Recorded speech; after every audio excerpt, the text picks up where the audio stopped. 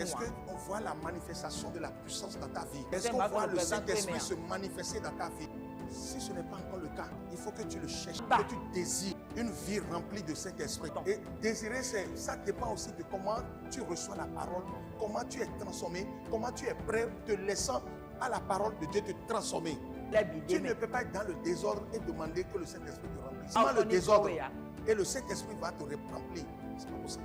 Et tu ne peux pas être un chrétien rempli de puissance si l'Esprit de Dieu n'est pas en toi.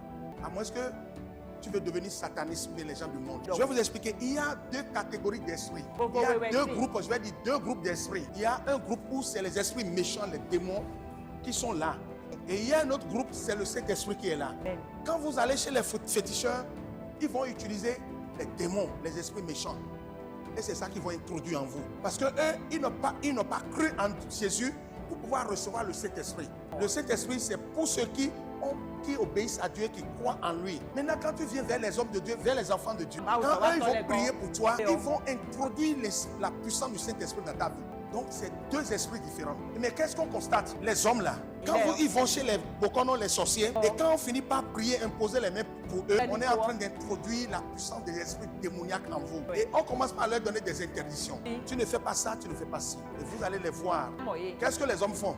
Ils respectent. Quand ils vont chez les bokonos, quand le bokono dit, après avoir introduit un esprit mauvais en lui, ils respectent les principes de cet esprit. Mais quand ils viennent vers les pasteurs, vers les hommes de Dieu, vers les serviteurs de Dieu, et qu'on leur impose les mains, on leur délivre, on prie pour eux, on introduit dans leur vie la puissance du Saint-Esprit. Même quand tu lui dis, il faut obéir au Saint-Esprit, il ne va jamais obéir.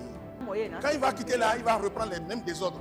Dans la maison de l'Éternel, il y a un esprit qui est plus puissant que tous ces esprits. L'Esprit de Dieu, lui, il est seul, le Saint-Esprit de Dieu. Mais il domine tous ces esprits. Tout ce qu'ils ont créé dans ta vie, les problèmes que ces démons ont créés dans ta vie, le Saint-Esprit peut te guérir, te restaurer. Mais je ne comprends pas pourquoi nous, les enfants de Dieu, nous venons vers cet esprit et malgré ça, nous sommes dans le désordre devant lui.